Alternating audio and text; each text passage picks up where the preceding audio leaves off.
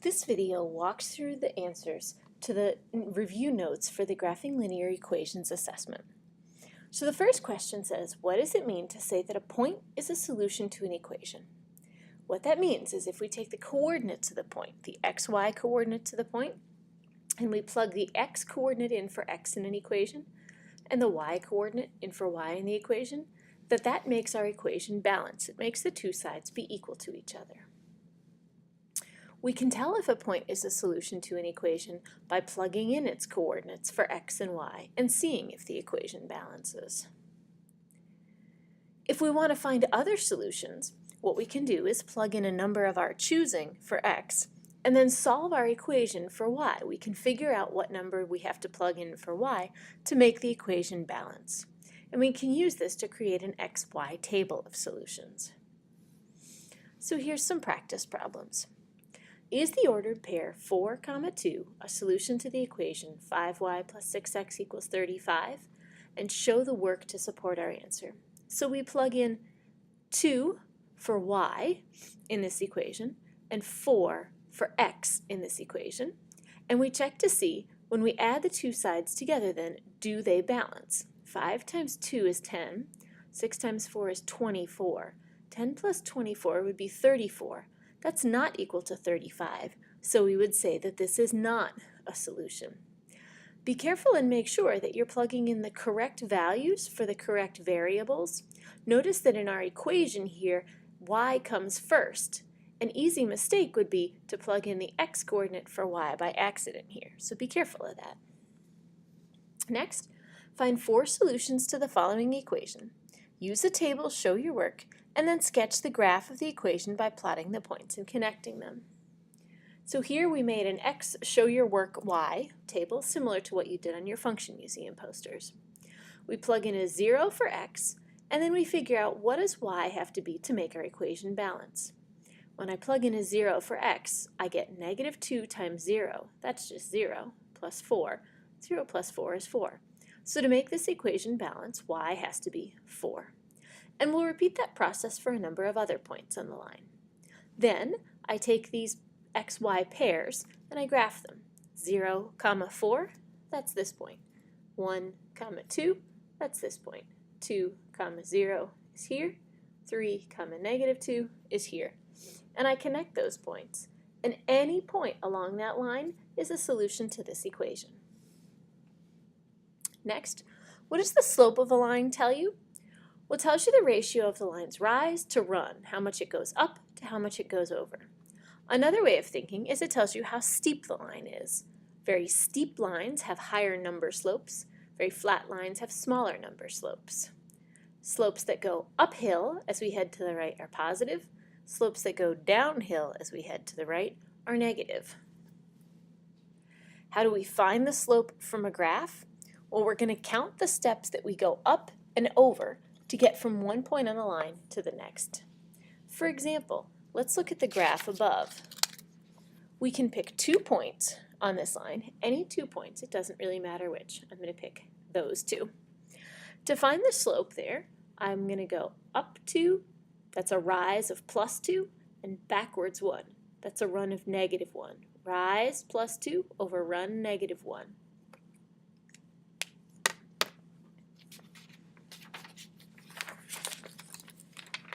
Next, asks us, how do we find the slope of the line if all you have are 2 points on the line? We're still going to find rise and run, but this is where we're going to use an xy table, and we're going to compare the rise, the change in the y values, so going from one y value to the next, how much do you go up, to the run. How do you find the slope if you have just the equation of the line?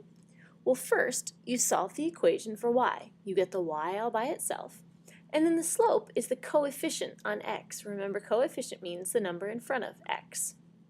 And it doesn't matter whether the term with x comes first or the term with x comes second. The slope is always the number in front of the x. So now some practice for this. This problem asks us to find the slope of the line that's shown here. We pick 2 points on the line. In this case, I happen to pick the y-intercept and the x-intercept. You could pick other points too, that's fine. And I'm thinking about going from one point to the other. First, I go up by 1, so that's a rise of positive 1. And then I go to the right, that's in the positive direction, by 2. So that's a run of positive 2. Positive 1 over positive 2, that's rise over run, is 1 over 2, or 1/2. So this line has a slope of 1/2. Next, it asks us to find the slope of the line passing through the points -2, 4, and -3, -6. So I take those 2 points and I put them in a table. And I look at my rise and my run. So I'm going to start at the first point and go down to the second point. So from 4 to -6, that's going down by 10. So that's a rise of -10. From -2 to -3, that's going down by 1. That's a run of -1. So my rise is -10, my run is -1. Rise over run is -10 over -1, which equals positive 10. If I were to graph that line, I could graph the points here, and I would see that it's a very steep line heading up like this. All right, next, down here, and we noted in class, a few of you pointed out, and you were absolutely right, that these two questions both asked about the x-intercept, and that one of them needed to ask about the y-intercept. It doesn't really matter which one you change to the y-intercept, but here's what we need to know. The x-intercept is the point where the line crosses the x-axis, and it has a number for an x value, and its y-coordinate is 0. The x-intercept is where the line crosses, I have these backwards, the x-intercept in this first one, and the y-intercept in the second one. All right, there we go. The y-intercept is where the line crosses the y-axis, and it has points 0, some number for y. So it might be 0, 4, or 0, -2, or 0, 8. It's going to have a number in the y position. How do we calculate the x and y intercepts if you have an equation? This is where we use one of these little baby tables, and we plug in 0 for x to find the y-intercept, and 0 for y to find the x-intercept. So let's do that here in number 5. Find the x and y-intercepts of this graph. So to find the x-intercept, we're plugging in a 0 for y. So I'm going to take this equation and I'm going to replace the y in it with 0. And then I'm going to solve for x. 3x plus 0 is just 3x. So now I have the equation 3x equals -9. I divide both sides by +3, and I get that x has to be -3. So the x-intercept is the point -3, 0. To find the y-intercept then, I plug a 0 in for x and solve for y. So I take this equation and plug a 0 in for x. 3 times 0 is 0. 0 plus y is just y, so my equation is y equals -9. So the y-intercept is -9. Number 6 asks us to graph this equation by using those intercepts. Sometimes using intercepts is a really easy way to graph an equation. So what we're going to do, we found the x-intercept by plugging in a 0 for y and solving the equation for x. And I found that the x-intercept was 2. So on my graph here, I made each little line be 2, and my x-intercept is here at 2, 0. My y-intercept, when I plugged in a 0 for x, I got the equation y equals -8. So I go down, again I made my y-axis go by 2. I go down to the point 0, -8, and then I connect those lines. So I've graphed it using the intercepts. Next, how do we solve an equation for y? This is where we're using those properties of equality, that you can add the same thing to both sides of an equation. You can subtract the same thing for both sides. You can multiply both sides by the same thing, etc. We're going to apply those properties until we're able to get y all by itself. Once we've solved for y, once we've gotten y all by itself on one side of the equal sign, we can look at what's on the other side. The slope is going to be the coefficient or the number in front of the x. And the y-intercept is going to be the constant, the thing that's added or subtracted. So here's an equation where we've already solved for y. And we can tell just by looking what the slope and y-intercept are. The slope is the coefficient in front of the x. In this case, it's -4. It might help you if you change this -4x to plus a -4. That might help you remember that the coefficient here is in fact -4. And the y-intercept is the constant here, which is positive 3.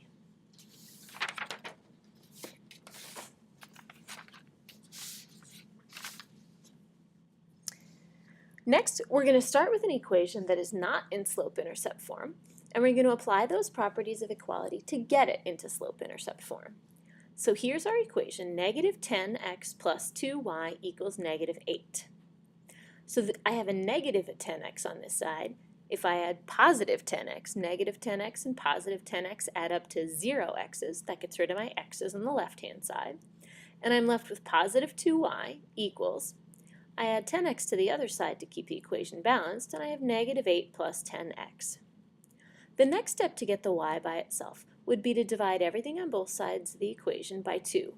That work is shown up here. We have 2y divided by 2 gives us just y on the left. And then I need to divide everything on the right-hand side by 2 to keep the equation balanced. Negative 8 over 2 is negative 4. That's going to be our y-intercept because it's the constant term. And 10x over 2 is 5x. 5 then is our slope. In number 9, we repeat the same process. We're going to solve the equation in terms of y to put it into slope-intercept format. So first I subtract 4x from both sides to get 3y equals 12 minus 4x. Then I divide everything by 3, and I get y equals 4, that's 12 over 3, minus 4/3 x. And now it's in slope-intercept form. Number 10 says identify the slope and y-intercept and then use them to graph the equation. So the slope I can tell just by looking is negative 2. The y-intercept I can tell just by looking is 5. How do these help me graph this? Well, I know where the y-intercept is. The y-intercept is at 5. So on the y-axis I can go up by 5 and put a point there. And then the slope, it might be helpful if I write the slope in its fraction form, negative 2 over 1. Remember that this is the rise over the run. So if I start at one point on the line, and I rise negative 2, that means go down 2, and then I run positive 1, go over 1, I should get to another point on the line, so I can plot that point. I can repeat this process, go down 2 and over 1, and now I have a third point on the line. And I can connect all of those. So I can graph without having to do any math at all. I can simply start at the y-intercept and use the slope to move to the next point. A good memory trick to help you is that the B is where you begin at the y-intercept. And the M is for move. Move according to the slope. Move down 2 and over 1. Last, question 11 says, identify the slope and y-intercept and then use them to graph the equation. So the first thing we need to do here is we have to solve this equation for y, because it's not in slope-intercept form yet. So 4 here, the number in front of the x, is not the slope because we don't yet have this equation in slope-intercept form. So the first thing I'm going to do is subtract 4x from both sides. Make sure you remember that this minus 2y will leave you a negative 2y on the left-hand side.